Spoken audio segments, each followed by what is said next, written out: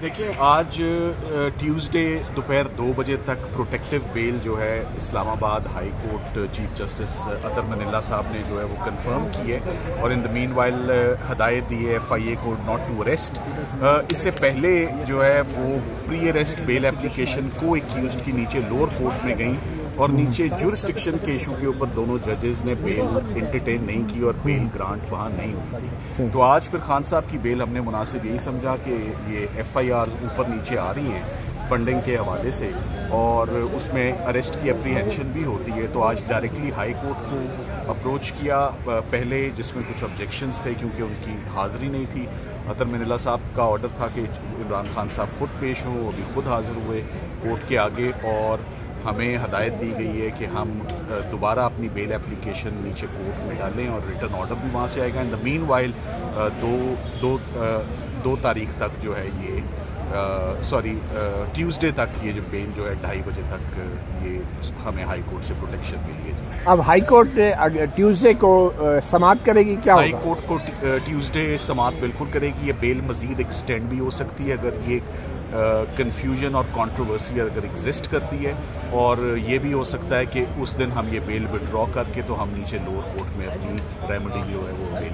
اچھا، ایگزیکٹلی جو FIR کٹی ہے وہ ہے کیا اور آپ کے اس پہ کیا موقف؟ دیکھیں میں FIR کے اوپر کم بات کروں گا مگر آپ کو اتنا ضرور بتا سکتا ہوں کہ FIR کے 2 حصے ہیں.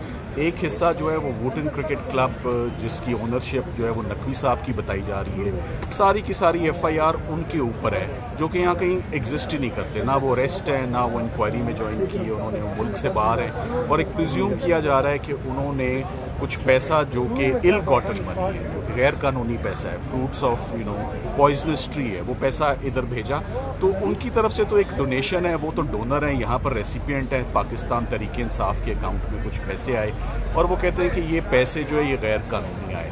میں تو سمجھتا ہوں کہ اس طرح کی FIR FIA کو نہیں رجسٹر کرنی چاہیے تھی. اگر اس طرح کے مقدمے بننے شروع ہو جائیں گے تو پھر باقی دھیان کدھر جائے گا؟ تو کیا یہ منی لانڈرنگ نہیں ہے؟ غیر قانونی پیسہ جب پاکستان میں آتا ہے تو یہ منی لانڈرنگ مطیع اللہ جان صاحب اس لیے نہیں ہے کہ منی لانڈرنگ عاملہ کی پروویژن ہی نہیں لگائی ہوئی تو ہے ہی نہیں. اگر نہیں ہے تو نہیں لگائی. اور فورن ایکسچینج کا ایک ایکٹ 1947 کا فورن ایکسچینج جو کہ ججز بھی اس وقت جو سبارڈینیٹ کورٹ کے وہ پریشان ہے کہ یہ کس کا کیس بنتا ہے، کسی ٹرائبیونل کا بنتا ہے.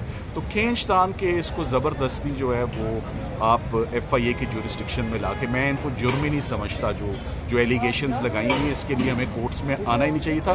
بٹ پولیٹیکلی موٹیویٹڈ کیسز ہیں، آئی گیس ہمیں اپنی بے گناہی تو یہ اکاؤنٹ چھپائے کیوں؟